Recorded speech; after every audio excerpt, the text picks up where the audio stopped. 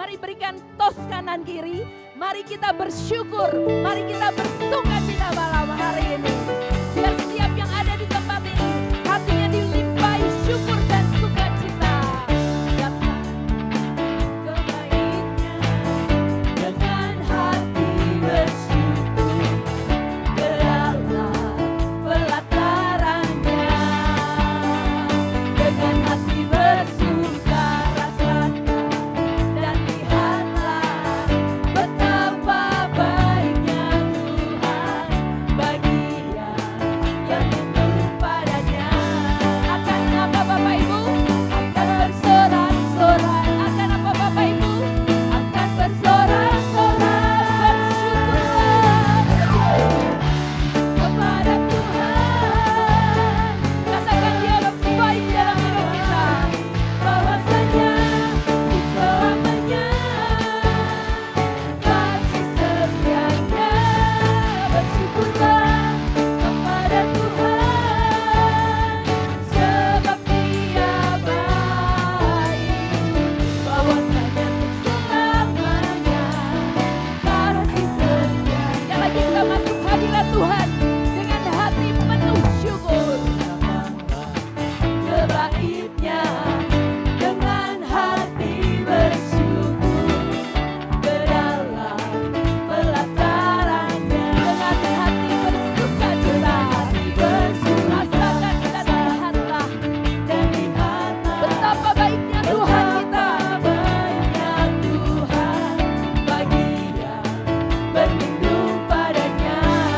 Akan bersorak-sorai, akan bersorak-sorai, akan bersorak-sorai, akan bersorak. Sampai kita katakan, hei, bersyukurlah kepada Tuhan, sebab Dia baik. Bahwasanya selamanya kasih bersyukurlah, bersyukurlah kepada Tuhan, sebab Dia baik. Bahwasanya selamanya kasih Mari umat Allah, engkau yang dikasih Tuhan, bersyukurlah, syukurlah kepada Tuhan, sebab Dia baik. Bahwasanya selamanya kasih setianya. Bersyukurlah kepada Tuhan, sebab Dia baik. Bahwasanya selamanya kasih. Mari bertepuk tangan di atas kepalamu, katakan bersyukurlah kepada Tuhan. Katakan sebab Dia baik, amin. Bahwasanya untuk selamanya kasih setia. Bersyukurlah kepada Tuhan, sebab Dia baik. Bahwasanya untuk selamanya kasih dengan imanmu. Bahwasanya untuk selamanya. Bahwasanya sekali lagi, bahwasanya untuk selamanya kasih bersama-sama kita katakan bersyukurlah. Beri sorak-sorai yang terbaik bagi Tuhan kita. Silakan duduk Bapak Ibu. Biar hati kita masuk hadirat Tuhan lebih lagi, kita sungguh dipenuhi rasa syukur. Kita tanggalkan apa yang membebani hidupmu saat ini. Mungkin malam hari ini engkau datang di tempat ini dalam keadaan tidak baik-baik saja. Secara manusia tadi saya katakan, mungkin keadaanmu sedang tidak baik. Tapi saat ini Dia ada di tempat ini.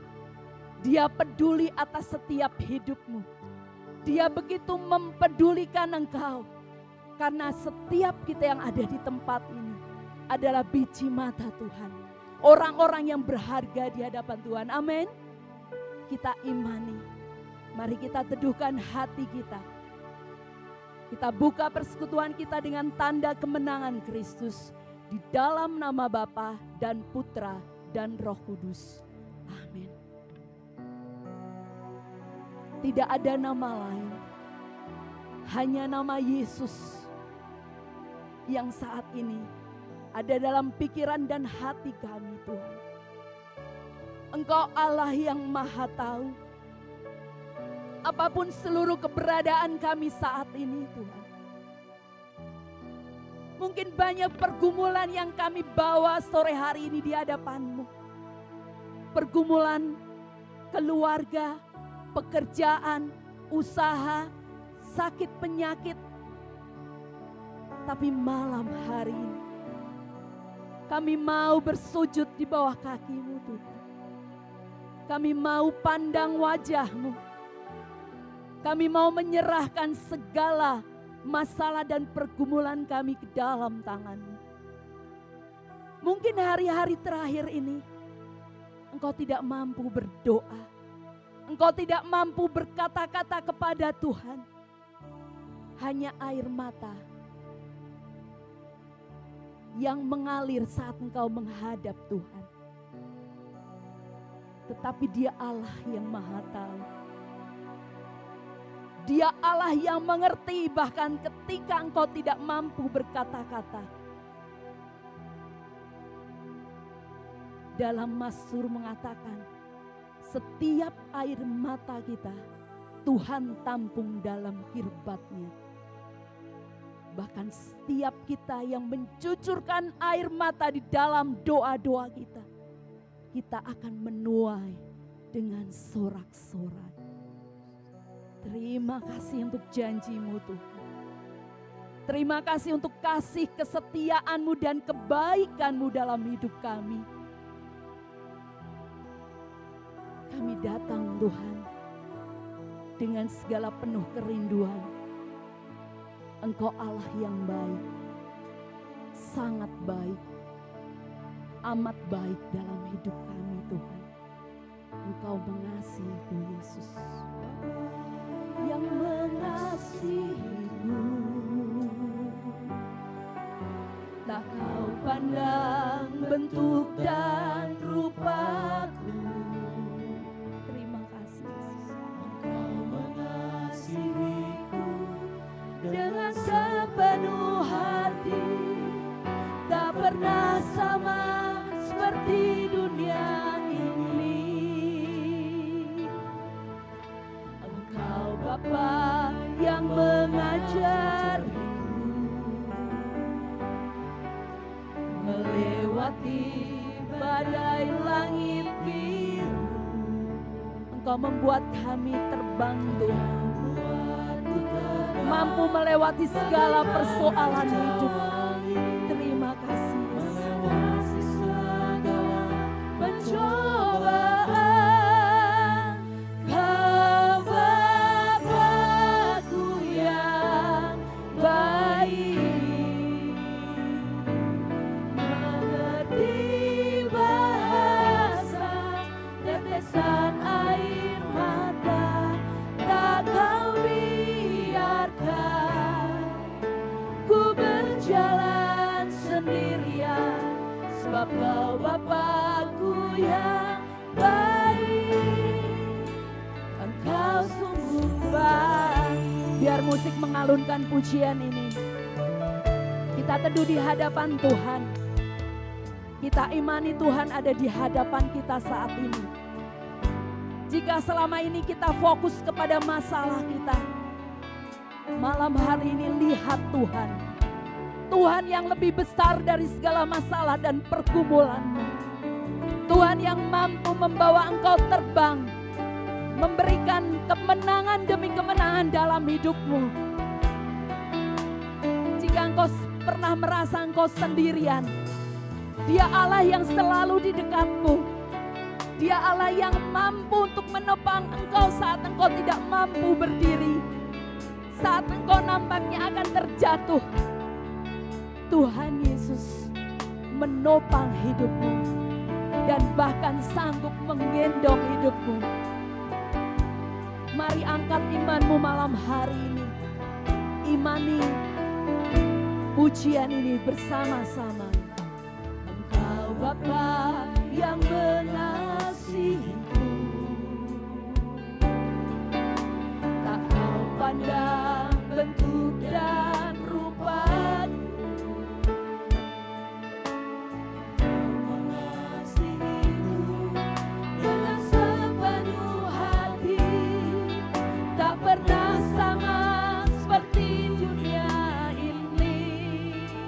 Dia Bapa yang mengajari kita, Bapa yang mengajari melewati badai langit biru.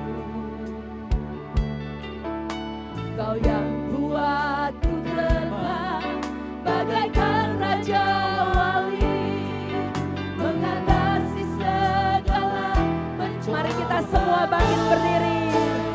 Kau Bapakku yang baik,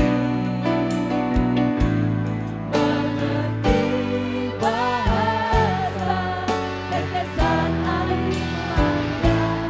Tak kau biarkan ku berjalan sendirian, sebab kau Bapakku yang baik. Angkat tanganmu, katakan, kau Bapakku yang nikmati hadiratnya ada atas tempat ini. Bahasa tetesan air mata, tak kau biarkan ku berjalan sendirian, sebab kau Bapakku yang baik. Dengan imanmu, kau Bapakku yang baik, mengerti bahasa tetesan air mata. Tak kau biarkan ku berjalan sendirian, sebab kau Bapakku yang baik. Sekali lagi, kau Bapakku yang baik, mengerti bahasa tetesan air mata. Tak kau biarkan. Tuhan tidak pernah membiarkan kita berjalan sendirian, sebab kau Bapakku yang baik. Engkau sungguh baik. Mari kita bersyukur kepada Tuhan. Bersyukurlah atas segala kebaikannya. Bersyukurlah untuk segala kasih setianya. Bersyukurlah karena engkau masih dijagai, dilimpahi, diberkati oleh kasih setianya. Oh, kami bersyukur Tuhan. Kami berterima kasih buat segala kebaikan-Mu, buat segala kasih setiamu, buat segala anugerah-Mu. Terima kasih Tuhan. Kami bersyukur. Mari dengan hatimu bawa syukurmu di hadapan Tuhan. Bersyukurlah untuk segala pergumulanmu. Bersyukurlah untuk apa yang mungkin saat ini belum Tuhan jawab. Bersyukur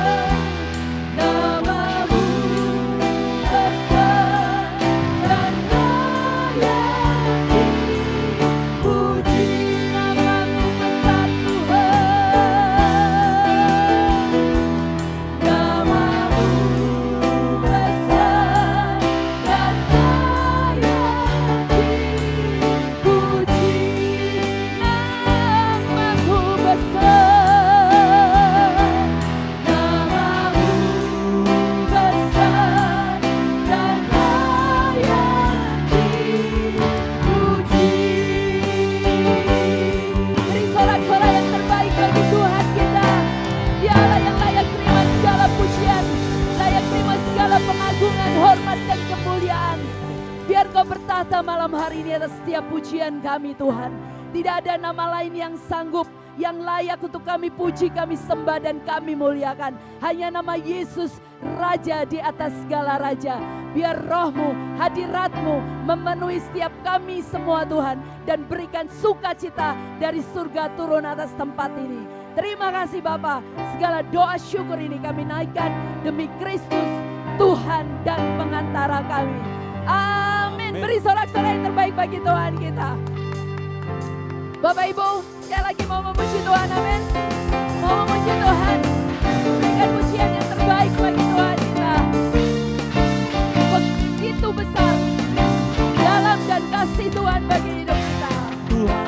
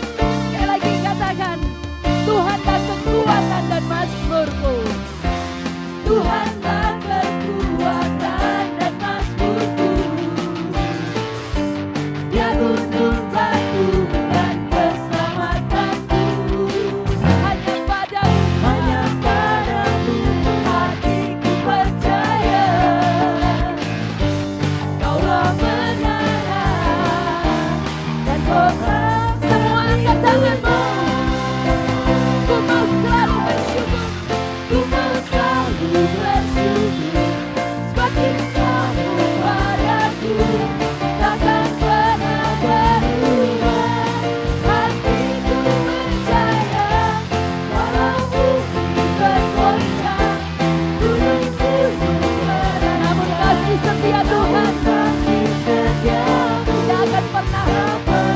sekali lagi ku mau selalu bersyukur, ku mau selalu bersyukur, cintamu padaku takkan pernah berubah. Hatiku percaya walau bumi bergoncang, gunung-gunung beranjak, namun kasih setiamu tak pergi, kasih setiamu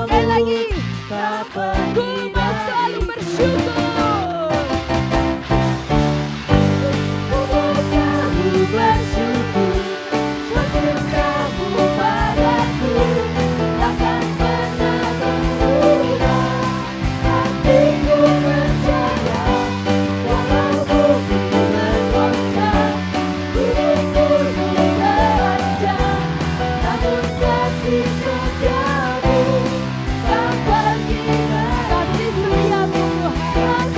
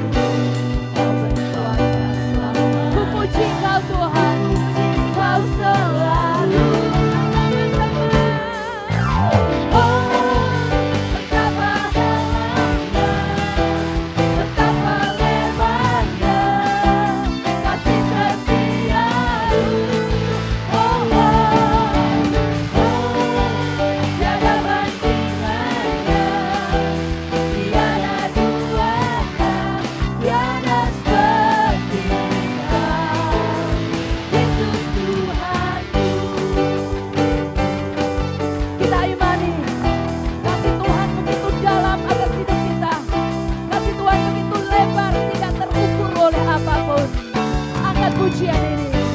Begitu besar kasih yang Kau curah bagi dunia.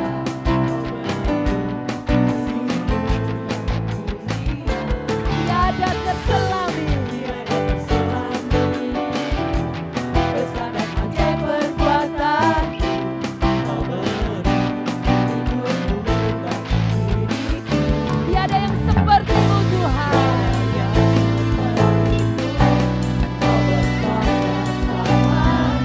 Kami puji Engkau. Sama-sama katakan. Oh, betapa dalamnya, betapa lebarnya kasih setiamu. Oh, oh, oh, tiada bandingannya, tiada duanya, tiada seperti Kau. Yesus sama-sama. Oh, betapa dalamnya, betapa lebarnya kasih setiamu. Oh, oh, oh, tiada bandingannya, tiada duanya, tiada seperti Kau. Bersama-sama. Oh, betapa dalamnya, betapa lebar kasih Tuhan. Lebarnya kasih setiamu. Oh, oh, oh, Tiada bandingannya, tiada duanya, tiada seperti Kau. Sekali lagi, oh, betapa dalamnya, betapa lebar kasih setia Tuhan, setiamu. Oh, oh, oh, tiada bandingannya, tiada duanya, tiada seperti Kau.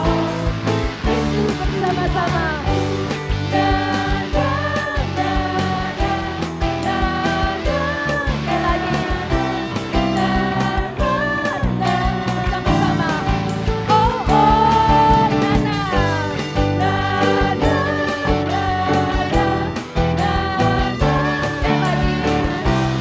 Na, na. Bersama-sama kita katakan. Oh, Yesus Tuhanku.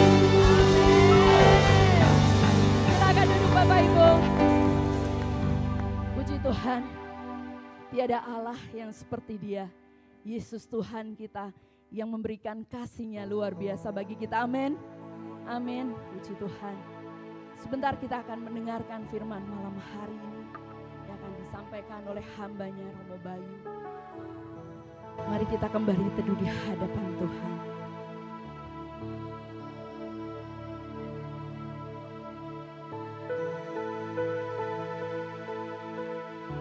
Engkau Allah yang luar biasa Tuhan. Melalui pujian kami diteguhkan. Kami diingatkan. Tiada Allah yang seperti Engkau. Kasih dan cinta-Mu Kau nyatakan bagi kami Tuhan. Tidak hanya 2000 tahun yang lalu Engkau mati bagi kami. Tetapi kasih dan cinta-Mu ada hingga saat ini Tuhan. Malam hari ini, dalam setiap gelora hati kami, dalam setiap pergumulan kami yang belum Tuhan jawab, kami mau belajar tenang. Karena dalam tinggal tenang ada kekuatan Tuhan. Terima kasih Yesus. Malam hari ini, biar kita semakin mendekat kepada Tuhan. Setiap kegalauan hatimu, setiap pikiranmu yang mengajak engkau untuk lebih fokus kepada masalah dan persoalan, Tuhan mau katakan, tetap tenang bersama aku. Terima kasih Yesus.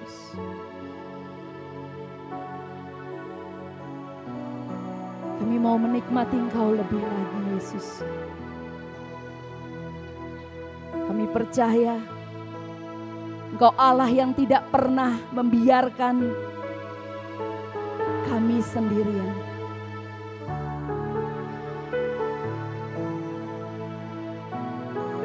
Engkau selalu bersama dengan kami, Yesus. Terima kasih. Rasakan dan nikmati. Dia ada. Dia memegang tanganmu. Dia memeluk erat hidupmu.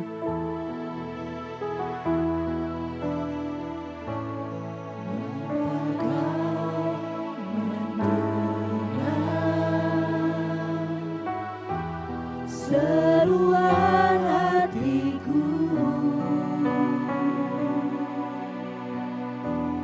tak pernah kau lepaskan dari kasih-Mu. Lewat lembah gelap Kau temani aku, Roh-Mu bekerja selalu untuk kebaikanku. Mengalir kuasa-Mu. Mengalir kuasa dari tempat maha tinggi, Bapa Kekal mulia, Kau hadir di sini, memulihkan hati, menyembuhkan yang terluka. Ku kan tenang bersama-Mu, Bapa. Panggil dia. Bapa. Bapa, Kau mendengar seruan hatiku. Tak pernah Kau lepaskan Setiap kami dari kasih-Mu, Tuhan. kasih-Mu. Sekalipun kami melewati lembah gelap, Lewat terima kasih Yesus. Kau temani aku,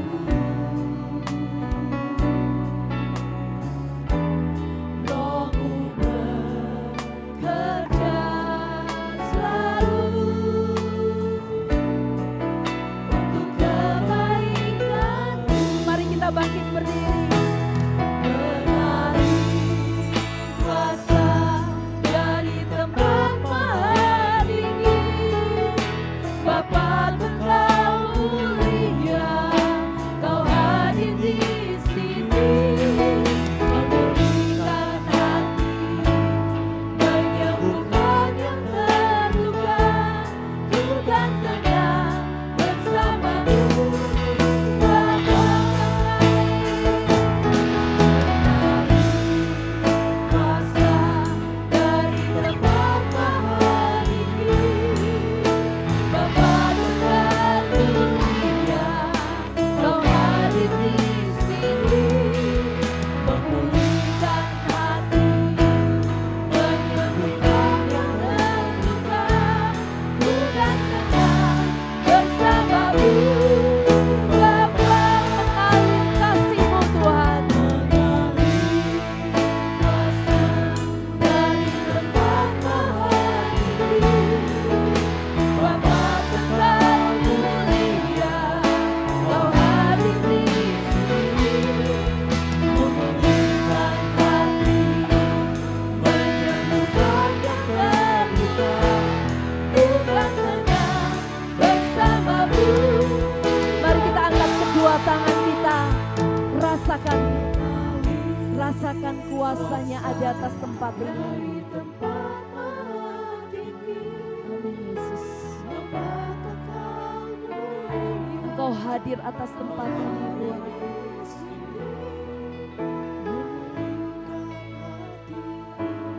Menyembuhkan yang terluka, ku kan tenang bersamamu. Sekali lagi, angkat hatimu, angkat tanganmu, katakan, Mengalir kuasa dari tempat maha tinggi, penuhi hati kami Tuhan. Penuhi hati kami Yesus.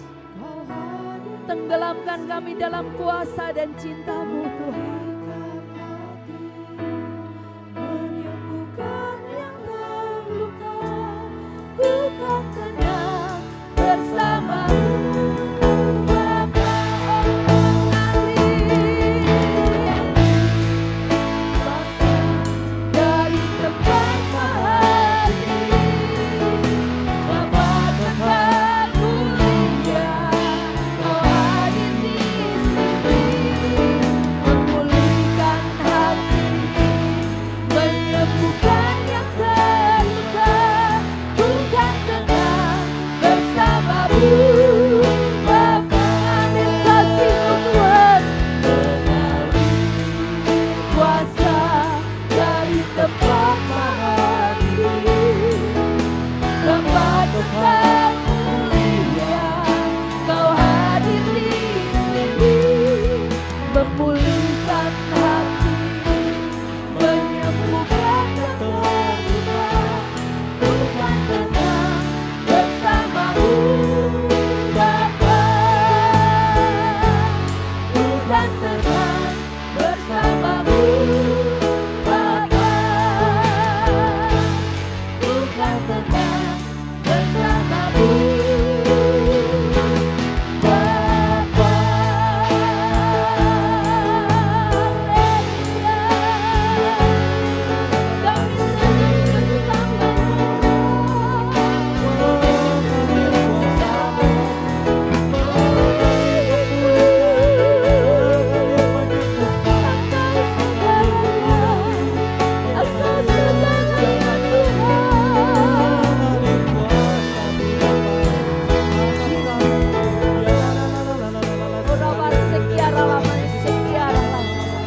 Biar kuasa-Mu terus mengalir atas tempat ini.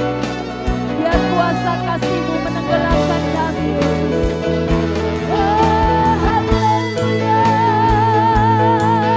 Hanya Engkau yang kami sembah, hanya Engkau yang kami tinggikan, Tuhan. Oh, hanya Engkau layak terima pujian. Yesus. Iya, dalam setia dalam haleluya. Haleluya. Engkau layak kami puji, Engkau layak ditinggikan. Tiada Allah yang seperti Engkau, Yesus. Siara masyik, siara lama. Yesus, Yesus. Panggil Dia, Yesus. Yesus, oh Yesus, Yesus Tuhan, tiada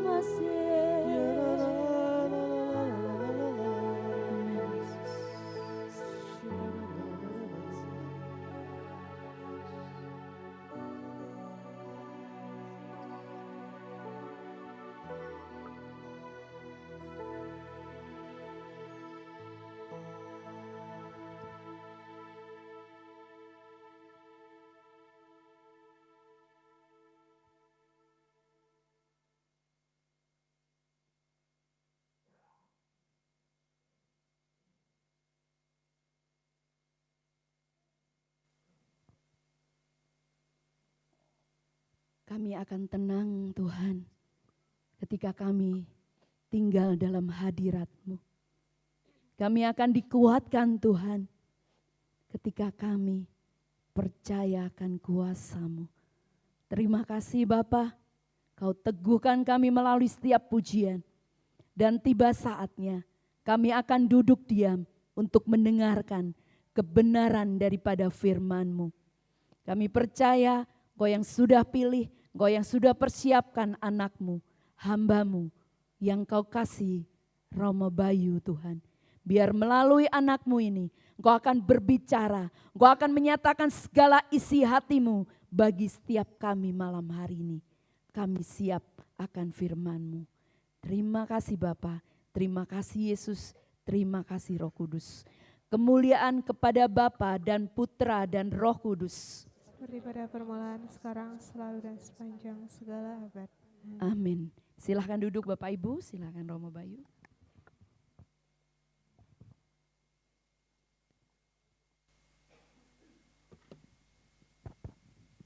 Saudara-saudari semuanya, Shalom Alaikum. Lama tidak berjumpa dan sangat lama kita berjumpa melalui layar. Sekarang berjumpa langsung, betapa mengangkat hati dan terima kasih puji-pujian yang sungguh mengangkat hati kita dan kita menyembah Tuhan dengan sukacita. Amin. Meskipun sekarang kita bersukacita, tapi kita mau membahas mengenai duka cita. Karena tidak diminta, pasti duka cita datang dalam hidup kita. Dan hari ini kita diberi tema bahasa air mata, tetapi karena ini bulan Mei, kita mengenal bulan Mei sebagai bulan Maria, maka aku mengaitkan bahasa air mata itu dengan bulan Mei sebagai bulan Maria, maka aku mengaitkan kedua hal itu sebagai duka cita Maria. Mari kita akan membahas beberapa hal yang terkait dengan bahasa air mata. Aku mulai dari sebuah ikon. Ikon adalah gambar suci yang menggambarkan cerita-cerita di dalam Alkitab. Apa yang kau lihat di dalam ikon ini adalah ikon penyaliban Tuhan menurut versi Gereja Katolik Timur atau Gereja Katolik Bizantin. Sangat menarik, di bagian tengah kita menyaksikan bagaimana Sang Kristus Tuhan disalibkan, kemudian di kiri dan di kanan. Ini menurut cerita Injil, yaitu yang diambil dari Evangelium Secundum Johannem alias Injil Yohanes, adalah murid yang dikasih, yang kita tahu adalah Rasul Yohanes, dan kemudian di sebelah kanan Yesus kita melihat bundanya. Aku akan memperbesar gambarnya sehingga kamu bisa melihat bagaimana fokusnya di situ. Melihat apa di situ? Bunda Maria memegang apa itu? Itu bukan lap meja ibu-ibu ya. Bunda Maria sedang tidak menjadi pembantu rumah tangga tentu saja ya.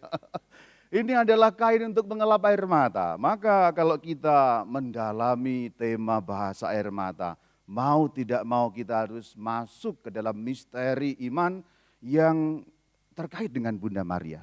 Karena di antara seluruh umat beriman, di antara setiap orang yang pengikut Kristus, yang percaya sungguh kepada Kristus, kita tahu Bunda Maria mengalami berbagai macam duka cita. Dan di dalam tradisi gereja Katolik kita mengenalnya sebagai 7 kedukaan Bunda Maria.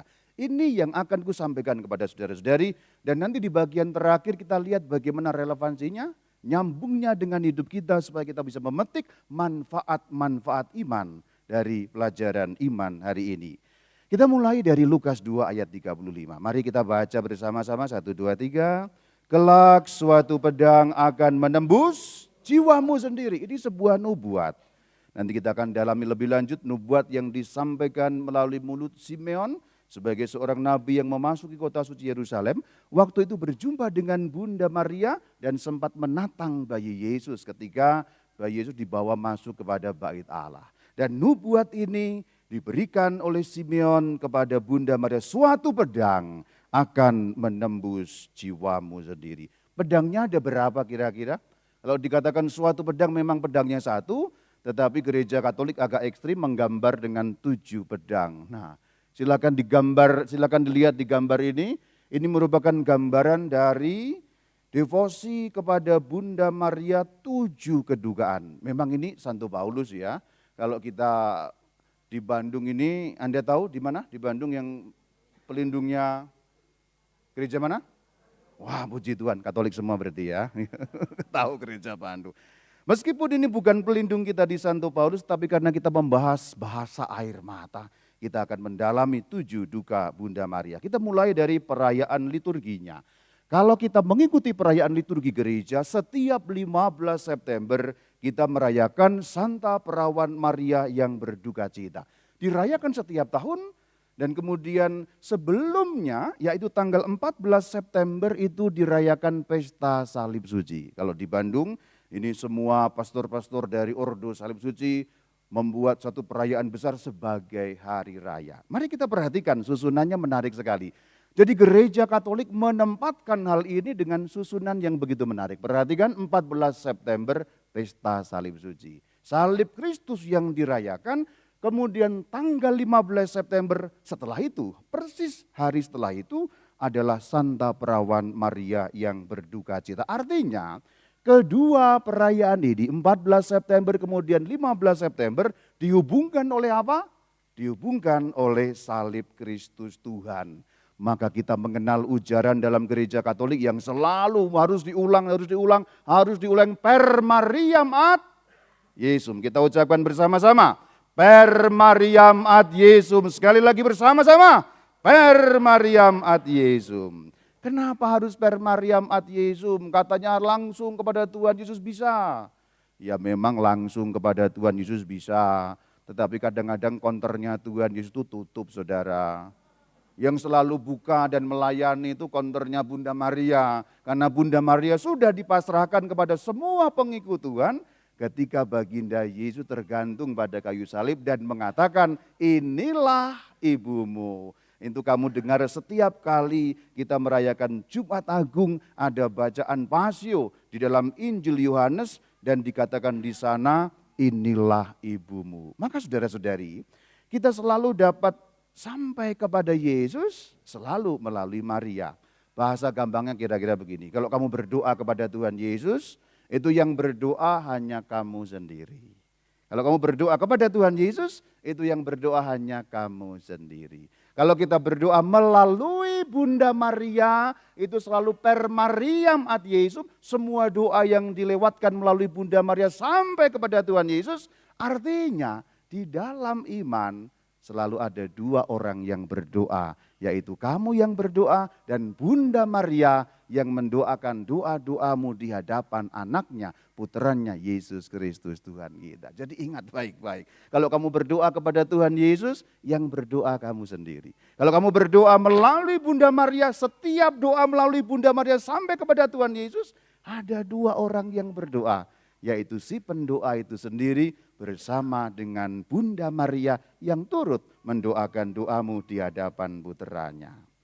Itu mengenai liturginya. Kemudian ada perkembangan melalui devosi. Ya ini singkat saja, tidak terlalu penting sebenarnya.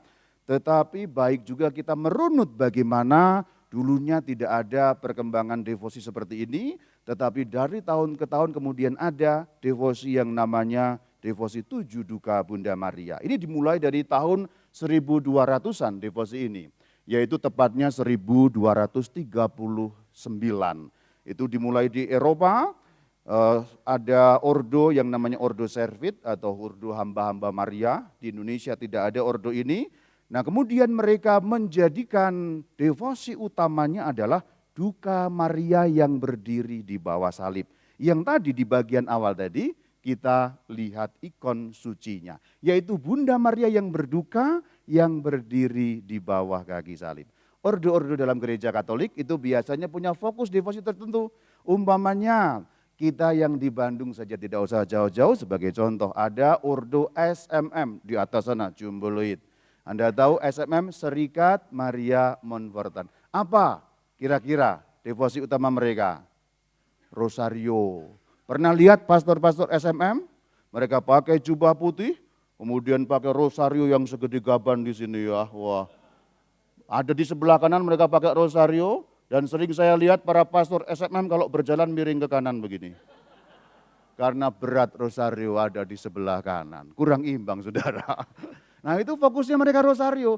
Maka kalau pastor-pastor SMM mereka akan memfokuskan devosi mereka pada rosario. Contoh yang lain, Ordo Salib Suci, OSC. OSC itu Ordo Sancti Crucis. Apa fokus mereka? 14 September tadi. Bagaimana salib Kristus, kurban Kristus. Tapi anehnya adalah meskipun Ordo Salib Suci fokusnya adalah salib yang tentu kita tahu duka dan derita, tetapi yang namanya Romo Eko tidak pernah membawa duka dan derita. Dia datang salib hilang, kira-kira begitu. Tapi hati-hati kalau salib hilang ya. Karena perintah Sang Kristus adalah memanggul salib. Oke, itu kira-kira bagaimana perkembangannya. Duka Maria yang berdiri di bawah kaki salib. Lalu berkembang di Jerman bagian utara, di Skandinavia, kemudian berkembang di Eropa pada abad yang ke-16. Lalu ada beberapa hari yang dipilih sampai akhirnya singkatnya adalah kemudian mereka menempatkan itu pada 15 September yang kemudian juga diputuskan oleh Sri Paus menjadi fokus devosi sengsara dan wafat Kristus. Kalau kita lihat kemudian bagian terakhir dari devosi ini sebagai perayaan liturgi yang muncul pada abad-abad yang telah lampau adalah ditetapkan pada tanggal 22 April 1727. Dengan nama Latin, silakan dibaca sama-sama, bunyi bahasa Latinnya sama-sama. Septem Dolorum Beate Mariae Virginis. Nah itulah nama resminya 7 Duka Santa Perawan Maria yang sudah ditetapkan sejak abad yang ke-16. Dan fokusnya tetap adalah sengsara dan wafat Kristus di mana Bunda Maria ikut ambil bagian dalam sengsara Kristus yang nanti kita akan melihat lebih lanjut bagaimana Bunda Maria digambarkan dalam 7 dukanya. Mari sekarang kita bahas mengenai 7 duka. Catatan awal, kalau kita membahas mengenai duka, apalagi duka Bunda Maria, kita bukan mau mencari-cari hidup kita supaya berduka, tidak. Tetapi kita mau belajar. Tokoh ini telah melewati 7 duka yang luar biasa dan keluar sebagai pemenang. Nah itu paling penting. Ketika kita belajar mengenai duka cita Maria, bukan mau fokus pada duka citanya, tapi bagaimana tokoh ini sebagai teladan iman keluar sebagai pemenang. Supaya kita pun ketika mengalami sengsara, ketika kita mengalami susah dan derita, kita juga keluar sebagai pemenang dengan pertolongan dalam nama Tuhan. Kita ingat, kita Mazmur, pertolongan kita dalam nama Tuhan. Lanjutannya apa saudara? Kurang Katolik kayaknya nih ya. Atau malah benar-benar Katolik ya. Malah benar-benar Katolik ya. Kalau Katolik itu gak terlalu hafal ya. Gak apa-apa. Tidak hafal Alkitab, tidak apa-apa. Karena yang penting adalah melaksanakannya. Tapi bagaimana melaksanakan kalau tidak hafal, saudara. Pertolongan kita dalam nama Tuhan yang menjadikan langit dan bumi. Jadi ketika kita belajar mengenai duka cita Maria, fokus kita bukan pada duka cita, tapi belajar bagaimana tokoh iman ini melalui duka cita itu dan keluar sebagai pemenang. Bukankah demikian putranya, bukankah demikian Tuhan kita melalui sengsaranya dan kita tahu tidak pernah berhenti pada salib saudara, tetapi pada kebangkitan yang mulia keluar sebagai pemenang. Amin. Itulah tujuan kita belajar mengenai duka Bunda Maria. Mari kita lihat apa saja 7 duka yang dikenal dalam gereja. Ini memang reka-rekaannya gereja, tetapi bukan ngawur sama sekali. Reka-rekaan itu maksudnya adalah begini. Tergantung menghitungnya kalau soal duka cita itu ya.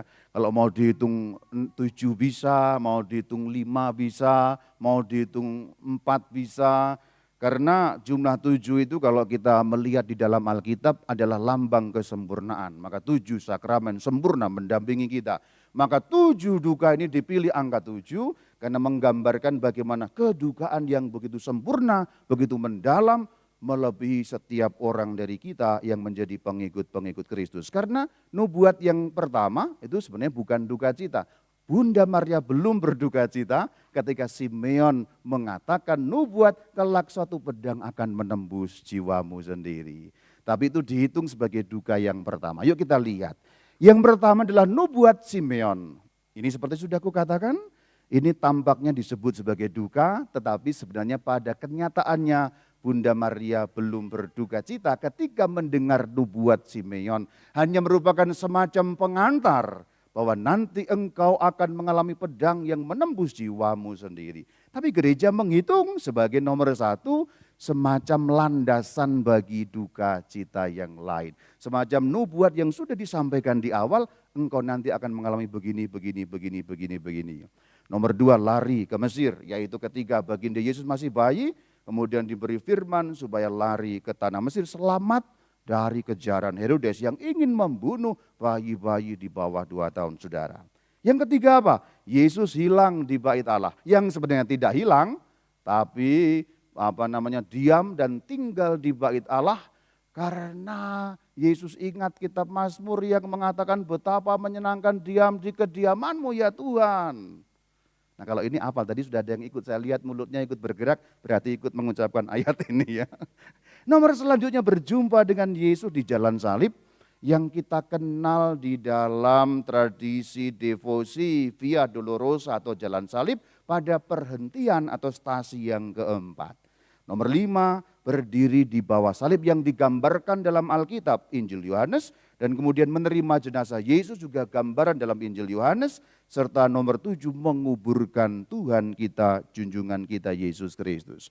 Tadi ku katakan jumlah 7 ini tidak mutlak, tetapi kalau kita menggunakan angka 7 itu kan bagus, sempurna. Sebenarnya nomor 4, 5, 6, 7 itu boleh dianggap satu kesatuan sebenarnya. Kalau kita melihat nomor 4 berjumpa dengan Tuhan Yesus ketika jalan menuju Golgota, ikut sampai di puncak Golgota, berdiri di bawah salib Tuhan, kemudian menerima jenazah ketika Tuhan meninggal dunia dan menguburkan. Tapi angka 7 ini ditanda petik, direka-reka oleh gereja supaya menggambarkan 7 sempurna. Bahwa ini tokoh yang sempurna mengalami penderitaan bersama dengan Tuhannya, yaitu puteranya sendiri. Kita akan lihat nubuat Simeon yang tadi sudah kita baca, Lukas 2 ayat 35. Kelak suatu pedang akan menembus jiwamu sendiri. Kalau lengkapnya, kita dapat melihat dalam Injil Lukas 2 ayat 21 sampai 35. Ini juga ada 7 pedang yang digambarkan di sana. Mari kita baca sekarang Lukas 2 ayat 21. Sama-sama kita baca. Ketika genap 8 hari dan ia harus disunatkan, ia diberi nama Yesus, yaitu nama yang disebut oleh malaikat sebelum ia dikandung ibunya. Lalu ketika tiba waktu penyucian menurut hukum Musa, mereka membawa dia ke Yerusalem untuk menyerahkannya kepada Tuhan. Seperti ada tertulis dalam hukum Tuhan, sama-sama, semua anak laki-laki sulung harus dikuduskan bagi Allah dan untuk mempersembahkan kurban menurut apa yang difirmankan dalam hukum Tuhan, yaitu sepasang burung tekukur atau 2 ekor anak burung merpati. Nah ayat 25 diperkenalkan tokoh Simeon, saya beri tanda warna kuning. Sama-sama kita baca. Adalah di Yerusalem seorang bernama Simeon. Ia seorang yang benar dan saleh yang menantikan penghiburan bagi Israel dan Roh Kudus ada di atasnya. Ini nanti Simeon yang ketemu dengan baginda Yesus waktu masih bayi, menggendongnya, lalu bernyanyi setelah itu, perkenankanlah hamba-Mu berpulang ya Tuhan, yang sampai hari ini kidung Simeon ini dinyanyikan oleh setiap pastor Katolik, dinyanyikan oleh setiap suster bruder Katolik di dalam doa malam yang namanya doa kompletorium. Sekarang perkenankanlah hamba-Mu berpulang karena telah melihat keselamatan bagi Israel dan kemuliaan bagi bangsa-bangsa lain. Mari selanjutnya kita baca bersama-sama. Kepadanya telah dinyatakan oleh Roh Kudus bahwa ia tidak akan mati sebelum ia melihat Mesias, yaitu yang diurapi. Itulah kenapa kemudian dia melihat Mesias, yaitu berjumpa dengan Mesias dalam wujud yang masih bayi berumur 8 hari. Selanjutnya kita baca mulai dari ayat 27 dan lanjut 28, sama-sama saudara. Ia datang ke bait Allah oleh Roh Kudus ketika Yesus anak itu dibawa masuk oleh orang tuanya untuk melakukan kepadanya apa yang ditentukan hukum Taurat. Ia menyambut anak itu dan menggendongnya sambil memuji Allah katanya. Dan seterusnya apa yang dikatakan boleh nanti Anda lihat sendiri. Tapi bagian yang penting adalah ayat 27 bagian atas. Ia yang dimaksud Simeon, perhatikan, datang ke bait Allah oleh Roh Kudus. Artinya dia dinaungi kuasa Roh Kudus. Artinya nanti apa? Kata-katanya, nubuat yang disampaikannya bukan berasal dari diri Simeon sendiri. Tapi dari siapa? Dari ilham, inspirasi, naungan kuasa Roh Kudus. Itulah kenapa nubuat yang kita baca bukan merupakan kata-kata Simeon, tapi merupakan perkataan yang dihembuskan oleh Roh Kudus kepadanya. Yuk kita baca bersama-sama. Lalu Simeon memberkati mereka dan berkata kepada Maria ibu anak itu, Sesungguhnya anak ini ditentukan untuk menjatuhkan dan membangkitkan banyak orang di Israel. Dan untuk menjadi suatu tanda yang menimbulkan perbantahan. Supaya menjadi nyata pikiran hati banyak orang. Tetapi sebelumnya Simeon bicara mengenai Yesus Tuhan. Nubuat-nubuat yang disampaikan untuk Mesias yang masih bayi pada waktu itu. Tapi setelah kata tetapi, ini Simeon berbalik kepada Bunda Maria. Dan ini nubuat yang berlaku untuk Bunda Maria. Kita ulangi bersama-sama dari kata tetapi. Tetapi kelak suatu pedang akan menembus jiwamu sendiri. Ini yang sudah kita bahas, suatu pedang akan menembus jiwamu sendiri. Dan memang betul, kira-kira ketika Yesus belum berumur 1 tahun, kemudian datang orang-orang Majusi yang berasal dari negeri Persia, itu saatnya kemudian pedang yang pertama atau pedang yang sudah dinubuatkan menusuk jiwa Bunda Maria dengan cerita harus berlari ke Mesir. Kita bisa membayangkan saudara-saudari, ketika seorang ibu yang memiliki bayi merah, bahkan kalau kita ingat bagaimana proses persalinan yang tidak mudah, bagaimana persalinan yang berada di kandang yang kotor, yang tidak bersih, perjalanan juga melelahkan, tidak mendapat penginapan dan lain sebagainya. Masih sekarang kemudian ditambah harus dibangunkan malam-malam, lari ke Mesir membawa bayi yang masih boleh dikatakan masih membutuhkan perlindungan itu.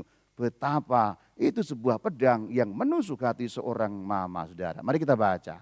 Dari Injil Matius pasal 2 ayat pertama, ayat 13 maksud saya, sampai 15. Kita baca bersama-sama, 1, 2, 3.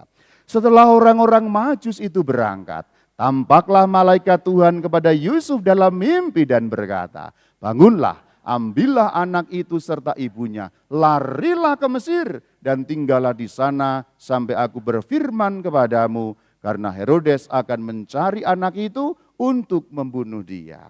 Ini berasal dari pertemuan Herodes dengan orang-orang Majusi yang kemudian Herodes memperkirakan umurnya kira-kira 2 tahun paling mentok.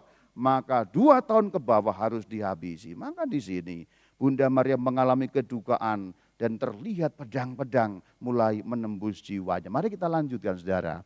Yusuf pun bangun, diambilnya anak itu serta ibunya malam itu juga kita lihat. Kita mau mendalami sedikit misteri iman bagian ini.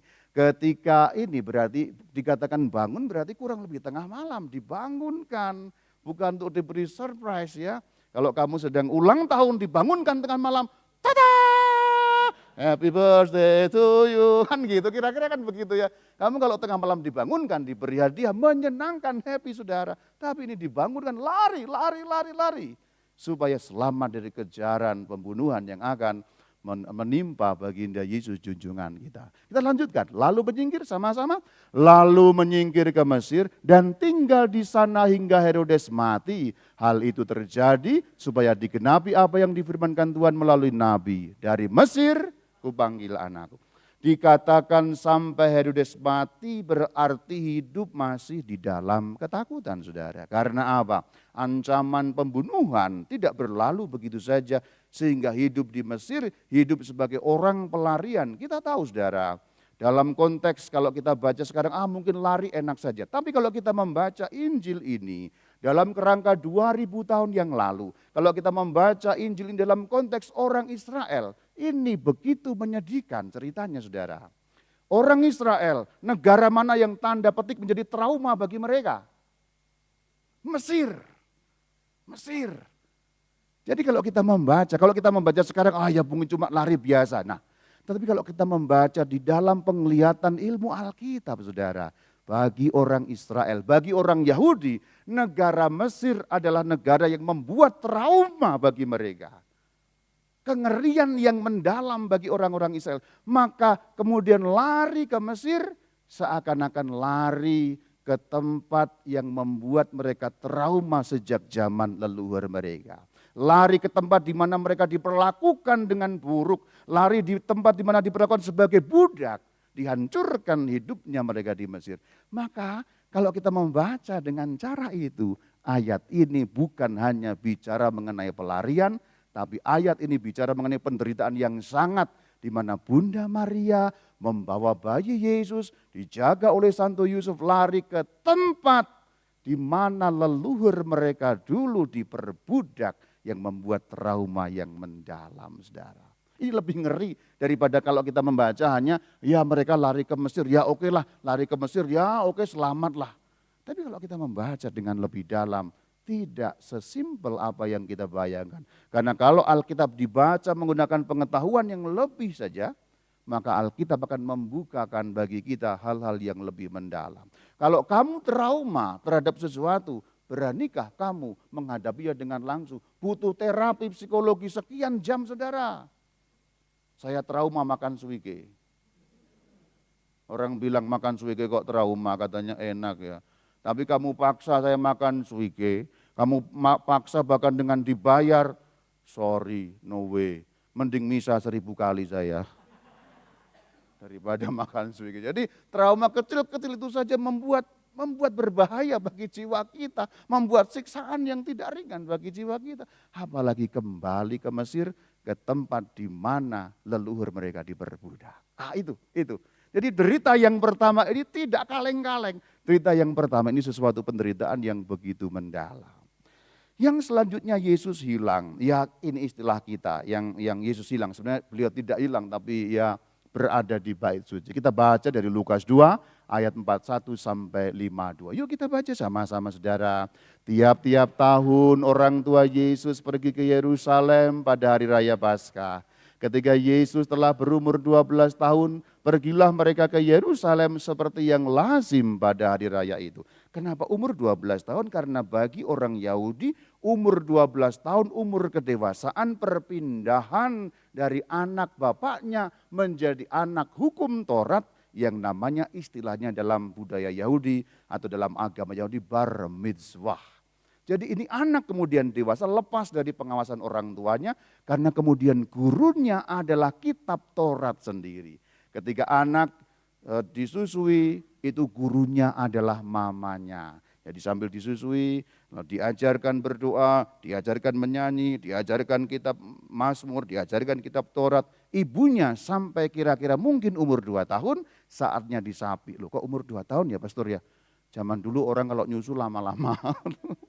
Jadi umur kira-kira ya ada yang setahun, ada yang 2 tahun, kemudian disapi diberikan kepada papanya. Oleh papanya diajar baca Alkitab, yaitu diajar membaca kitab Taurat, sampai terus sampai umur 12 tahun. Setelah umur 12 tahun saatnya dia mendapatkan semacam ujian untuk menjadi, kalau bahasa kita dalam gereja Katolik, lektor. Untuk membaca firman Tuhan di hadapan para rabi-rabi. Kalau nanti kemudian dia dengan lancar membaca kitab Taurat itu, dia dinyatakan lulus dan sekarang mulai saat itu gurunya adalah Taurat sendiri. Maka bar mitzvah anak hukum. Kita lihat selanjutnya bagaimana ceritanya berlanjut. Ayat 43 sama-sama. Ketika hari-hari itu berakhir, sementara mereka berjalan pulang, tinggallah Yesus di Yerusalem tanpa diketahui orang tuanya. Karena mereka menyangka bahwa ia ada di antara orang-orang seperjalanan mereka.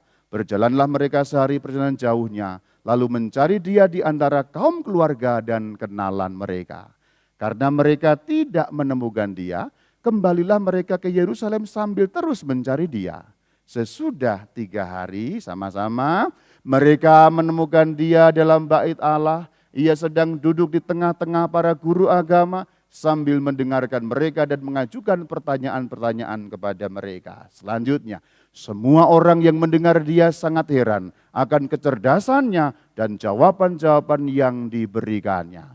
Ketika orang tuanya melihat dia, tercenganglah mereka. Lalu kata ibunya, "Nak, mengapakah engkau berbuat demikian terhadap kami? Lihat, bapakmu dan aku dengan cemas mencari engkau." Kalau kita membayangkan zaman sekarang saja anak hilang seperti ini sudah mengerikan bagi orang tuanya. Kita harus membayangkan keadaan 2000 tahun yang lalu. Nazaret dan Yerusalem kira-kira 150-an kilo, tetapi ditempuh dengan perjalanan 2-3 hari. Kamu ingat cerita ketika Yesus menyampaikan perumpamaan, ada seorang Samaria yang turun dari Yerusalem ke Yeriko, yang jaraknya kira-kira hanya 11 kilometer itu, dan dihadang oleh, kok tukang es cendol sih, bukan ya? Dihadang oleh penyamun, dan bahkan dirampok, dipukuli, sampai mati-matian, hampir mati dikatakan. Jarak 11 kilo. Turun dari Yerusalem ke Yeriko, artinya betapa berbahaya perjalanan pada zaman kuno, betapa berbahaya orang pada zaman kuno, tidak ada penegak hukum seperti kita sekarang, pokoknya liar-liar hukum rimba yang ada. Maka kamu bisa membayangkan bagaimana kejadiannya seorang anak 12 tahun lepas dari pengawasan orang tuanya. 2000 tahun yang lalu, 2000 tahun yang lalu. Ini bukan sekarang. Nah, kemudian dikatakan, aku berarti Ibu Maria cemas mencari engkau. Artinya ini juga sesuatu yang sangat menggelisahkan dan menjadi duka bagi Bunda Maria. Tetapi bagian pentingnya adalah ia menyimpan semuanya itu. Perhatikan, baca ayat 51 mulai dari kata ibunya sama-sama. Ibunya pun menyimpan semua hal itu dalam hatinya. Memang Bunda Maria belum mengerti karena beliau juga masih bingung, ini anak ini siapa ternyata. Nah, di dalam penyimpan dalam hatinya itu kemudian Bunda Maria terus merenungkan dan menemukan sungguh-sungguh siapa sesungguhnya anak ini bagi umatnya. Nomor 4, di Alkitab tidak ada, tetapi ini bisa disimpulkan dari Alkitab. Kalau kita membuka seluruh Alkitab tidak ada keterangan yang menyatakan Bunda Maria berjumpa dengan Yesus ketika memanggul salib. Tetapi ini bisa diandaikan dari duka cita nomor 5 yang berada di bawah kaki salib. Kalau berjumpa di bawah kaki salib dan kemudian menangis di bawah kaki salib, berarti di dalam perjalanan sebelumnya pastilah pernah berjumpa. Karena ini jalan keluar dari Yerusalem, yaitu jalan yang keluar kota menuju Bukit Golgota, berarti kita bisa menyimpulkan meskipun tidak ada dalam Alkitab, tetapi tradisi suci gereja memiliki catatan mengenai perjumpaan Bunda Maria dengan Yesus yang sedang memanggul salib. Simpelnya begini, ibu-ibu tolong membayangkan anakmu menderita dengan sangat, apalagi menderita dengan cara yang seperti itu, apalagi menderita yang dipukuli, apalagi kemudian ketahuan tidak salah, mukanya dihancurkan, punggungnya dicambuk dan lain sebagainya. Ibu-ibu bisa membayangkan perasaan yang bagaimana yang akan dialami oleh Bunda Maria. Ibu-ibu sering bercerita atau mengatakan, kalau anak sakit, anak menderita, ini kira-kira betul apa enggak sih ibu-ibu? Kayaknya ibu-ibu tuh mengatakan, lebih baik saya saja yang menderita daripada anak saya. Gitu enggak kira-kira Bu? Saya sih sering mendengar seperti itu. Maaf, aku enggak pernah jadi mama, jadi enggak tahu ya. Ya enggak tahu, jadi enggak tahu. Kalau papa kayaknya enggak terlalu peduli deh ya. Sakit, anaknya sakit panas, ya oke lah nanti juga sembuh kira-kira begitu. Tapi barangkali mama kan lain ya. Apalagi dalam perjumpaan yang seperti ini, kamu bisa membayangkan ini mungkin ya mendekati pedang yang tertajam yang nanti akan dialami oleh Bunda Maria yang akhirnya berada di bawah kaki salib Tuhan. Kitab Injil memang tidak menggambarkan bahwa Bunda Maria memegang sapu tangan, tidak ada ceritanya. Tidak ada. Tetapi ini suatu imajinasi dari pelukis-pelukis suci yang menggambarkan Bunda Maria yang memegang sapu tangan. Tidak ada kalau nanti kamu buka Injil Yohanes, enggak ada ayatnya yang mengatakan Bunda Maria memegang sapu tangan dan mengusap matanya yang menangis. Dan sapu tangannya itu dibeli di pasar baru. Enggak ada. Tidak ada tetapi bisa dibayangkan demikian. Tidak ada tapi bisa dibayangkan demikian. Mama mana yang tidak menangis anaknya seperti itu. Dan puncak-puncak duka cita Bunda Maria. Bahkan boleh dikatakan tanda petik. Yesus Kristus Tuhan memang menderita. Tapi barangkali kalau ditinjau dari perasaan seorang mama, ditinjau dari perasaan keibuan, barangkali Bunda Maria lebih menderita secara perasaan dan hatinya dibandingkan Yesus Kristus Tuhan. Puncak-puncaknya.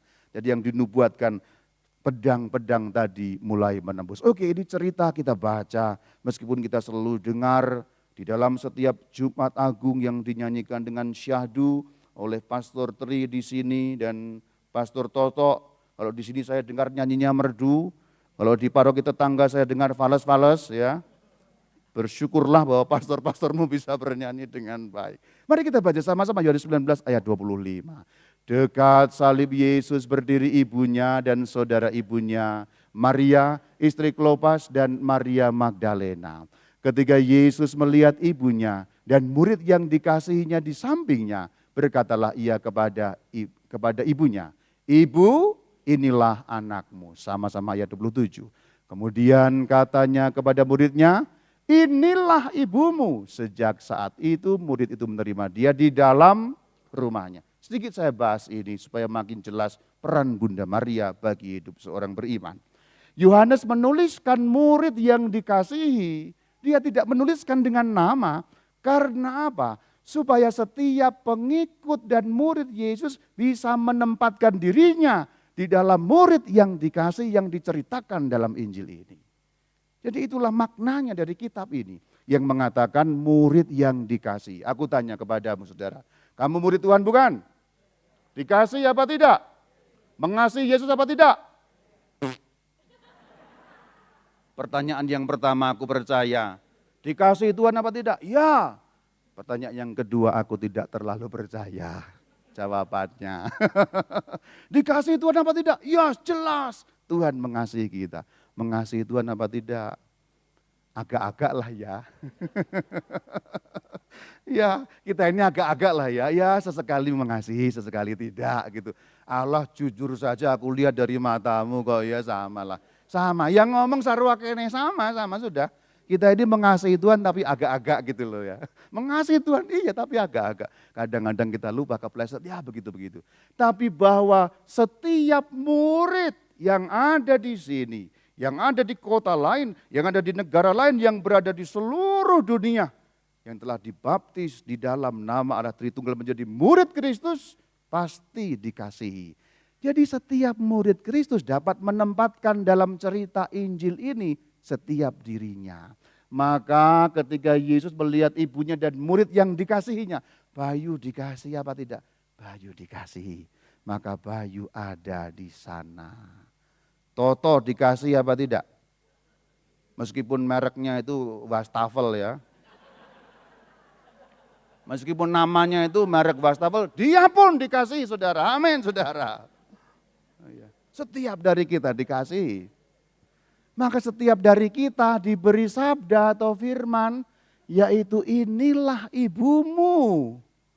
Jadi siapa tidak menerima Bunda Maria, malah mendiskreditkan Bunda Maria, malah tidak percaya Yesus telah memberikan Bunda Maria sebagai bunda kita, harus merobek ayat ini dari setiap Alkitabnya. Ini firman Tuhan sendiri yang diberikan kepada. Ini makna dari ayat firman Tuhan yang diberikan kepada kita. Murid yang dikasihi, selain artinya adalah Rasul Yohanes, juga adalah kamu semua, aku yang bicara, kita semua sebagai murid-murid yang dikasihi Tuhan. Dan tibalah saatnya Bunda Maria memangku jenazah Yesus. Ini di dalam Injil tidak secara langsung eksplisit, tapi bisa kita simpulkan. Karena apa? Karena Bunda Maria berdiri di bawah kaki salib. Nah, Bunda Maria berdiri di bawah kaki salib. Maka pastilah Bunda Maria menerima jenazah Yesus yang tertulis di dalam Injil Yohanes 19 ayat yang ke-40. Mari kita baca bersama-sama. Mereka mengambil mayat Yesus, mengafaninya dengan kain lenan dan membubuhinya dengan rempah-rempah menurut adat orang Yahudi bila menguburkan mayat. Perhatikan yang bagian kuning, mereka mengambil. Artinya pasti Bunda Maria yang berada di sana ikut mengambil, menerima jenazah Tuhan kita Yesus Kristus. Dan pematung atau seniman besar di Eropa, Michelangelo, mematungkan adegan bagaimana puncak-puncaknya duka cita Bunda Maria ketika memangku Tuhan Yesus. Ini patung yang sangat terkenal. Aku dengar di sini punya patung ini ya. Di kapel mana itu ada ya? Di gereja sini punya kan ya? Kenapa tidak punya ya? Subang aja punya, malu dong. Besok bikin Pak Iwan ya. Ini patung namanya Pieta. Ini sebenarnya bahasa Tegal ini. Ini bahasa Tegal. Ya. Bahasa Jawa itu kalau ngomong bagaimana ini kan piye to gitu. Nah, karena yang ngomong itu orang Tegal ya piye ta gitu. Ini sebenarnya bagaimana Bunda Maria itu duka cita sudah luar biasa. Bukan, pieta artinya bukan itu, bukan pieto. Itu jangan dicatat ya, ada yang saya lihat mencatat, jangan dicatat. Pieta artinya bagaimana ini gitu. Kata Pastor Bayu, jangan dicatat. Nanti aku dimarahi oleh Bapak Uskup mengajarkan ajaran sesat ya. Pieta itu bahasa Italia.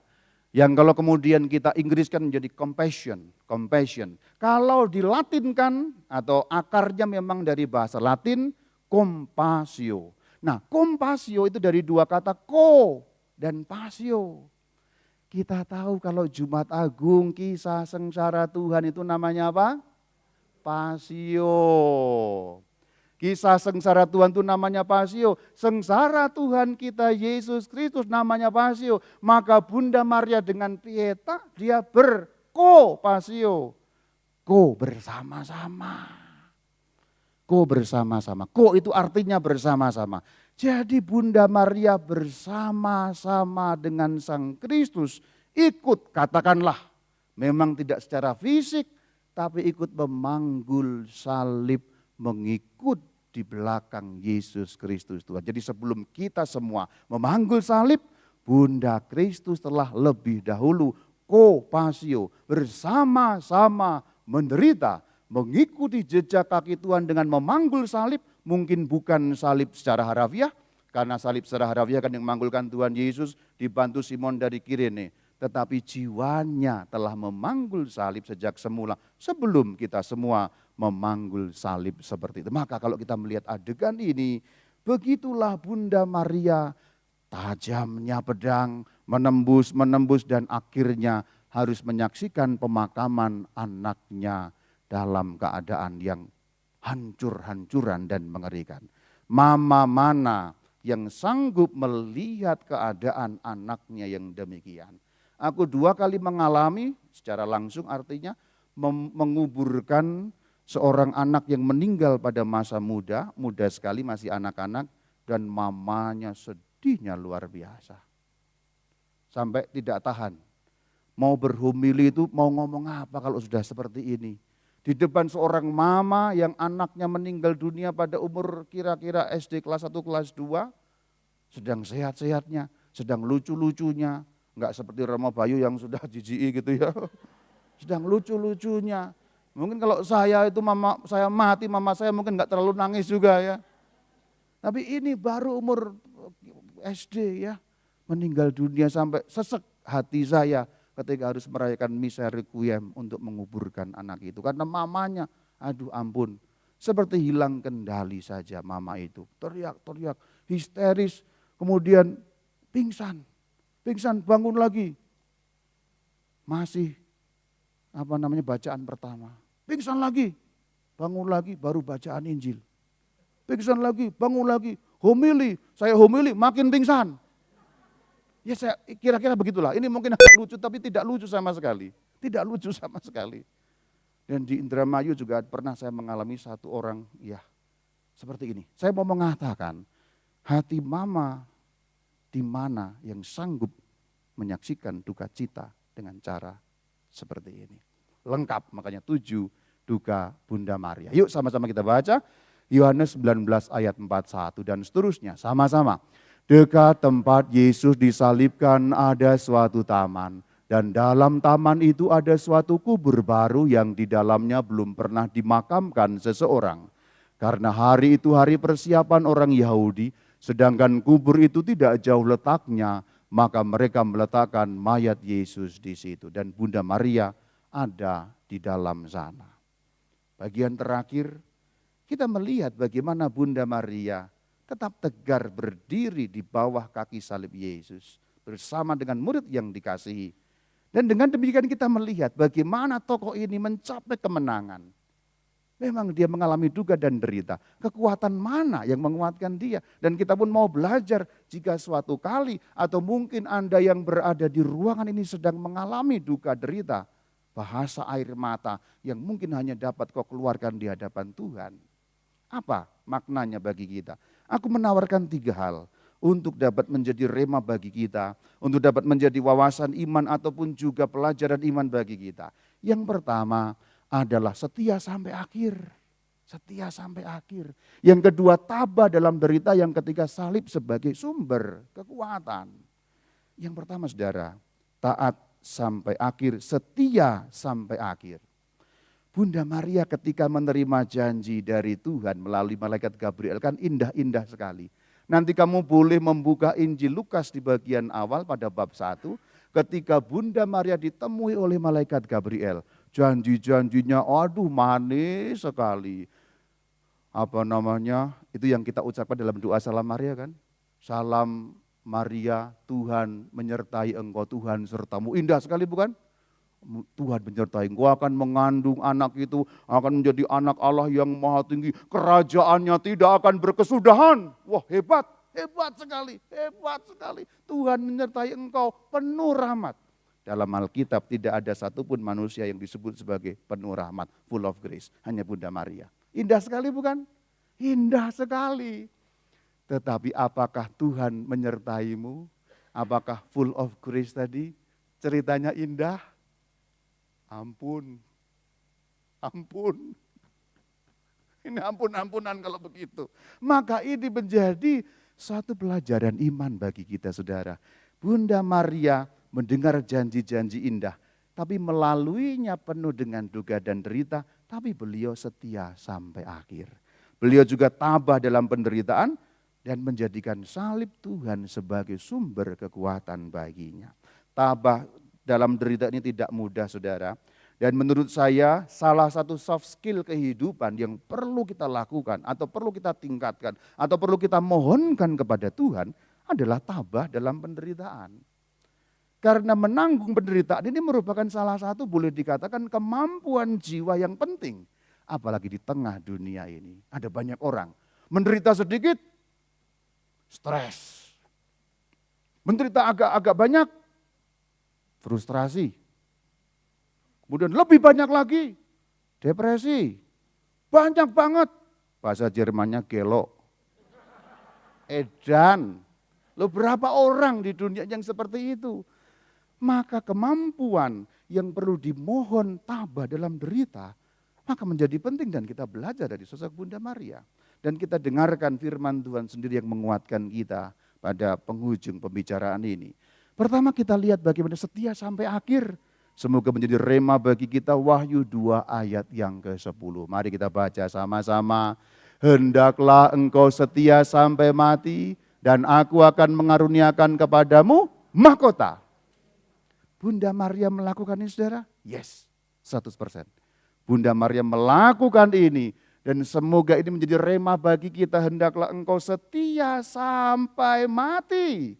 Dan aku, Tuhan sendiri, mengaruniakan kepadamu mahkota kehidupan. Itulah kenapa di dalam doa rosario pada peristiwa-peristiwa mulia, yaitu peristiwa mulia yang kelima, kita mendengar apa? Coronatio.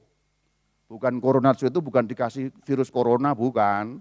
Coronatio. Pemahkotaan Bunda Maria di surga yang mengacu pada ayat Wahyu 2 pada ayat yang ke-10. Jadi memang mahkota kehidupan ketika Bunda Maria selesai di dalam hidup di dunia ini dengan setia sampai mati, memang benar mahkota kehidupan itu ada. Meskipun kalau beberapa orang tidak percaya, oh Bunda Maria di surga kok dimahkotai, mana ayatnya? Ini ayatnya. Memang tidak langsung mengatakan ini Bunda Maria, tetapi kesimpulan yang ditarik dari ini adalah Bunda Maria pun setia sampai akhir, sampai matinya. Dan Tuhan menganugerahkan kepadanya mahkota kehidupan. Nomor 2, semoga menjadi rema bagi kita. Kita lihat bagaimana tabah dalam derita Wahyu 13 ayat yang ke-10. Kita baca bersama-sama dengan penuh iman. Siapa yang ditentukan untuk ditawan, ia akan ditawan. Siapa yang ditentukan untuk dibunuh dengan pedang, ia harus dibunuh dengan pedang. Yang penting di sini ialah ketabahan dan iman orang-orang kudus. Kalimat-kalimat awal menyatakan suatu kengerian. Siapa ditawan, ini konteksnya kita Wahyu 2000 tahun yang lalu. Ketika umat Kristen awal dijajah atau boleh dikatakan ditindas oleh pasukan Romawi yang hukumannya ngeri-ngeri. Pasukan Romawi, orang-orang Roma ketika mereka masih kafir. Orang-orang Roma ketika mereka belum memeluk iman kepada Yesus Tuhan. Kalau memberikan hukuman ngeri-ngeri saudara. Kisah para martir yang kita baca. Ada yang dikuliti hidup-hidup. Ada yang dipotong jarinya satu persatu. Ada yang digoreng hidup-hidup. Ada yang tangannya diikat, kakinya diikat. Ada 4 kuda yang lari ke segala arah, kudanya dipecutar. Ada yang kemudian disalibkan dengan terbalik. Ada yang kemudian mau yang lebih serem lagi. Enggak usah, stop sampai di sini. Saya pun tidak tega menyampaikannya. Nah ini konteksnya adalah pada waktu itu orang-orang martir yang menjadi korban dari keganasan orang-orang Romawi. Tapi yang penting di sini ialah ketabahan dan teladan Bunda Maria. Sungguh-sungguh dalam duka citanya, bahasa air mata itu tentu akan menghasilkan ketabahan yang datang dari Tuhan. Maka nanti kita novena Roh Kudus, sebentar lagi ini hari Kamis ada kenaikan Tuhan ya. Mulai Jumat kita novena Roh Kudus. Kalau engkau barangkali mengalami banyak penderitaan dan merasa tidak kuat, mohonlah namanya roh keperkasaan. Salah satu karunia Roh Kudus yang memberi kekuatan kepada kita. Ya roh keperkasaan datanglah, kuatkanlah hambamu yang lemah agar tabah dalam menanggung derita. Jadi nanti dalam novena Roh Kudus, ini aku selipkan supaya juga kita mengetahui bagaimana intensi dan maksud novena Roh Kudus. Dalam novena Roh Kudus yang perlu kita mohon sesungguhnya adalah karunia-karunia rohani. Karunia-karunia Roh Kudus yang muncul dalam 7 karunia Roh Kudus. Fokuskan salah satu dari karunia itu dan mohon pada saat novena. Dan jangan memohon hal yang lain. Karena judulnya saja novena Roh Kudus. Masih kujumpai di mana-mana nulis dalam kertas itu. Tapi kalau di Paulus kayaknya enggak ya, paroki lain lah ya. Kalau di Paulus kayaknya enggak ya, mungkin paroki tetangga. Kalaupun di Paulus terjadi, namanya khilaf itu ya. Sering kujumpai doa novena Roh Kudus. Doa novena Roh Kudus itu mohon Roh Kudus. Apa itu roh hikmat? Kamu sering bingung memutuskan perkara. Kamu sering liar kalau memutuskan ini salah terus. Mohon karunia hikmat secara khusus. Kalau kamu kurang dapat tabah dalam penderitaan, mohon karunia keperkasaan. Lah kok ini di paroki lain yang bukan Paulus itu, kok nulis semoga tanah cepat laku. Loh kamu jangan tertawa loh ya. Kalau kamu tertawa itu mengejek paroki lain loh ya. Awas lo gua laporin loh ya. Mohon dapat pacar. Lah Roh Kudus kok nyuruh dapat pacar, nanti dulu gitu. Nanti dulu ya.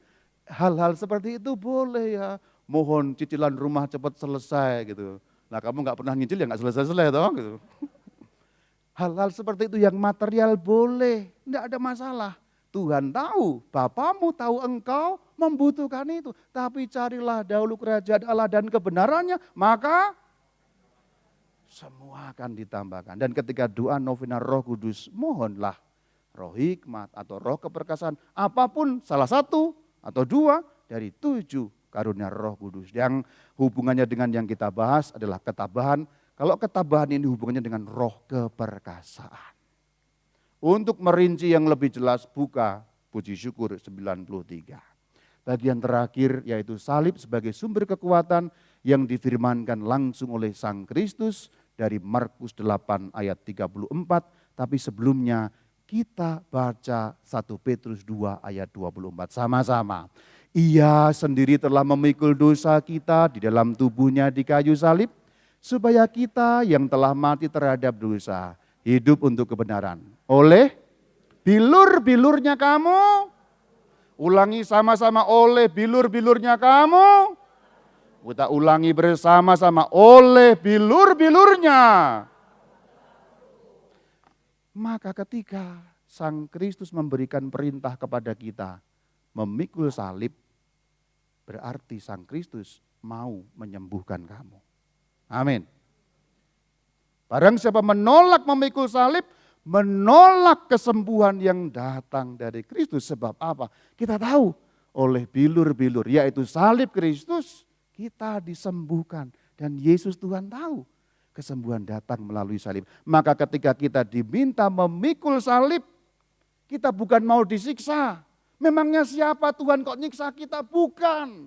Orang saling salah paham di sini. Kenapa kita harus pikul salib? Jawabannya ada di surat Petrus, kamu telah sembuh. Jadi setiap kali kita diminta memikul salib oleh Tuhan, Tuhan memberi kamu privilege untuk kesembuhan yang ada padamu. Amin. Itulah kenapa Bunda Maria setia sampai akhir. Dan kiranya apa yang kita pelajari dari duka cita Bunda Maria, bahasa air mata.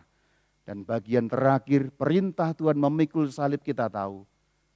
Perintah memikul salib bukan siksaan bagi kita. Perintah memikul salib bukan kita ditindas oleh Tuhan. Perintah memikul salib adalah kehendak Tuhan yang ingin mencurahkan hatinya untuk kesembuhanmu. Oleh bilur-bilurnya kamu telah sembuh. Amin. Shalom alaikum.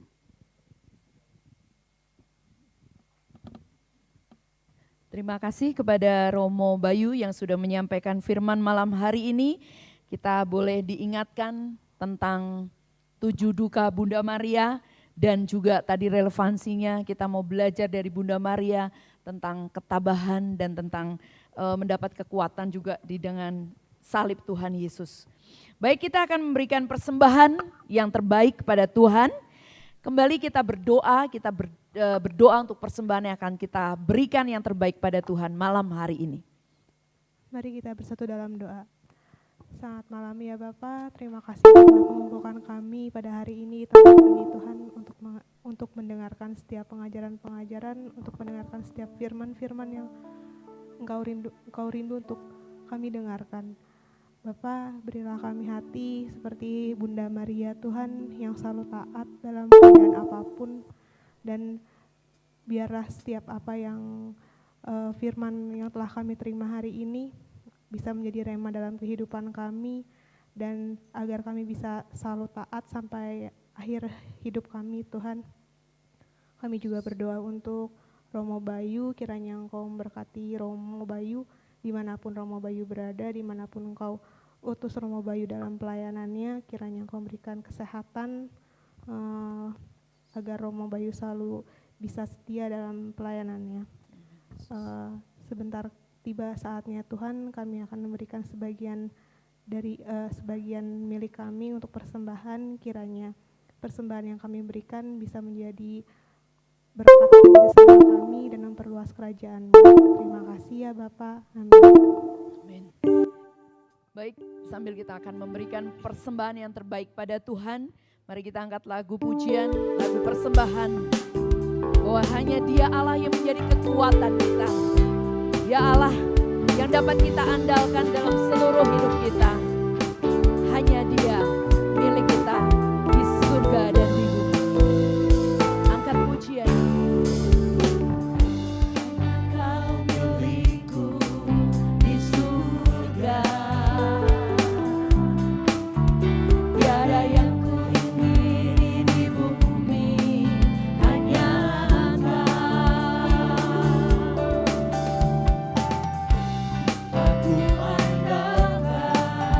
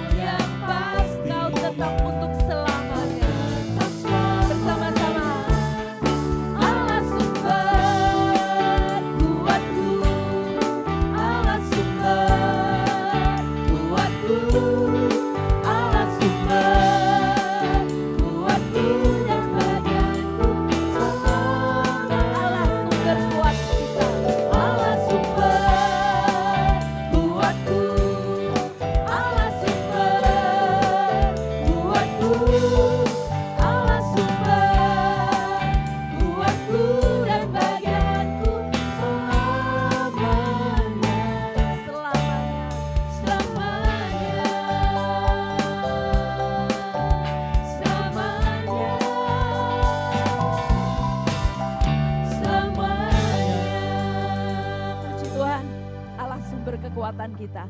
Bapak Ibu, mari kita bangkit berdiri, kita akan menutup persekutuan kita malam hari ini.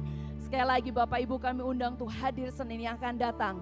Kita bersyukur kepada Tuhan untuk penyertaannya dari awal persekutuan hingga selesai persekutuan malam hari ini. Jika sebentar kita akan meninggalkan tempat ini, kita percaya kasih Tuhan, kemurahan Tuhan, kebaikan Tuhan akan selalu melimpah dalam hidup anak-anak Tuhan. Kita angkat pujian ini dengan imanmu. Aku percaya Tuhan. Aku percaya berkat-Mu atasku melimpah, kebajikan, kemurahan selalu mengikutiku. Ku puji, ku sembah Kau Tuhan. Angkat kedua tanganmu, biar berkat tercurah bagi kita. Ku percaya berkat-Mu atasku melimpah, kebajikan, kemurahan selalu mengikutiku. Ku puji, ku sembah Kau Tuhan. Kebajikan dan kemurahan Tuhan, kebajikan, kemurahan selalu mengikutiku. Ku puji, ku sembah Kau Tuhan. Kebajikan dan kemurahan Tuhan, kebajikan, kemurahan selalu mengikutiku. Ku puji,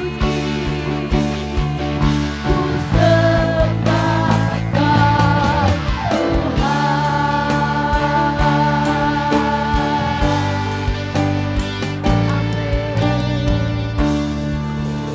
Bapa, kami bersyukur untuk persekutuan malam hari ini. Terima kasih Bapa, belajar dari teladan Bunda Maria. Kau ingatkan kami, jika Bunda Maria pun melewati berbagai macam kedukaan Tuhan. Kami mau belajar dari Bunda Maria. Lembah kelam yang akan kami lewati sekalipun, kami mau belajar setia kepada Engkau. Kami mau belajar sabar, karena kami tahu Tuhan, salib-Mu menjadi kekuatan bagi hidup kami. Tuhan yang sudah memberikan dirinya, hidupnya, nyawanya bagi kami. Kami percaya Tuhan yang tidak pernah meninggalkan kami. Terima kasih Tuhan untuk persekutuan malam hari ini. Kami serahkan langkah kaki kami ke depan, hidup kami dalam genggaman tangan kasih-Mu. Biar kami terus Tuhan dalam segala keadaan kami melihat Engkau, bahwa kami tidak pernah berjalan sendiri, tetapi ada satu pribadi yang sangat peduli dan menopang hidup kami. Terima kasih Tuhan untuk malam hari ini. Biar kiranya kami mau berdoa untuk setiap saudara kami yang tidak hadir malam hari ini, dimanapun mereka berada. Seperti Tuhan memberkati kami malam hari ini, berkat-Mu juga tercurah atas mereka. Apapun keberadaan mereka, mari Tuhan Kau lindungi, Kau jagai dengan kasih dan kemurahan-Mu. Kami mau berdoa untuk saudara-saudari kami yang berulang tahun, untuk Bapak Iwan Santoso, untuk Ibu Betty Tuhan. Kami bawa saudara sepelayanan kami ini. Kiranya Tuhan berkat-Mu, kasih dan kemurahan-Mu selalu melingkupi Pak Iwan dan keluarga, dan juga Ibu Betty bersama dengan keluarganya. Biar kiranya segala yang baik Kau limpahkan atas kehidupan keluarga-keluarga mereka. Berikan kesehatan, umur panjang, damai, kasih dan sukacita terus menyertai mereka. Dan mereka terus setia dan mengasihi Engkau. Terima kasih Bapa. Kami sebentar akan meninggalkan tempat ini. Sertai dalam perjalanan kami pulang dan ingatkan kami kembali supaya Senin yang akan datang kami boleh kembali hadir di tempat ini. Kami terima segala berkat-Mu, berkat kasih, kemurahan, kebaikan yang melimpah-limpah atas hidup kami. Terima kasih Bapa, terima kasih Yesus, terima kasih Roh Kudus. Segala doa dan syukur ini kami naikkan dengan perantaraan Tuhan kami Yesus Kristus yang hidup kini dan sepanjang masa. Amin. Dalam nama Bapa dan Putra dan Roh Kudus. Amin. Selamat malam, Tuhan Yesus memberkati kita semua. Sampai bertemu kembali Senin yang akan datang.